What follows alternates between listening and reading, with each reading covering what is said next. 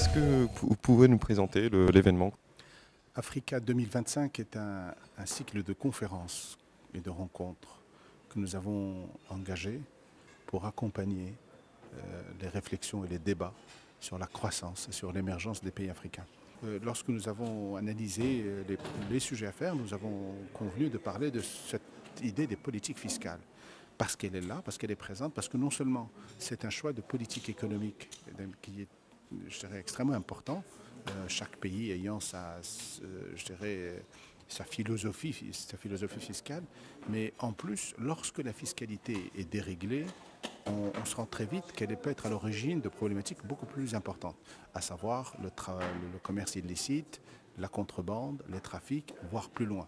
Et les exemples que nous avons vus ce matin étaient assez clairs là-dessus. Aujourd'hui, le banditisme ou le terrorisme se nourrit de contrebande, se nourrit de commerce illicite. Est-ce qu'on peut parler de fiscalité alors que c'est des pays instables? Alors, ça dépend de ce qu'on appelle instable. Alors, l'Afrique n'a jamais été aussi stable que maintenant. Je pense qu'en fait, aujourd'hui, le débat sur la stabilité ou non de l'Afrique n'est plus véritablement à l'ordre du jour. Les mêmes menaces qui pèsent sur le Sénégal sont les menaces qui pèsent sur le Maroc. En termes, si vous voulez, d'instabilité. Pensons tout simplement aux menaces que nous connaissons et que nous avons vécues encore malheureusement cette semaine et la semaine dernière. Vous avez parlé de fiscalité pendant tous les 2 jours et Oui. surtout, est-ce qu'on peut parler de fiscalité dans un pays qui est instable, dans une zone qui est instable? C'est un des problèmes, si vous voulez. Pour qu'une fiscalité soit efficace, il faut qu'elle soit appliquée.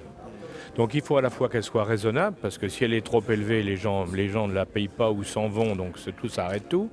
Mais d'un autre côté aussi, il faut que ce soit un pays qui ait suffisamment de stabilité pour qu'on puisse appliquer la fiscalité. Donc ça veut dire que dans un pays totalement instable, la fiscalité s'exerce mal et les trafics illicites se développent. Tout ça, ça se tient. Hein.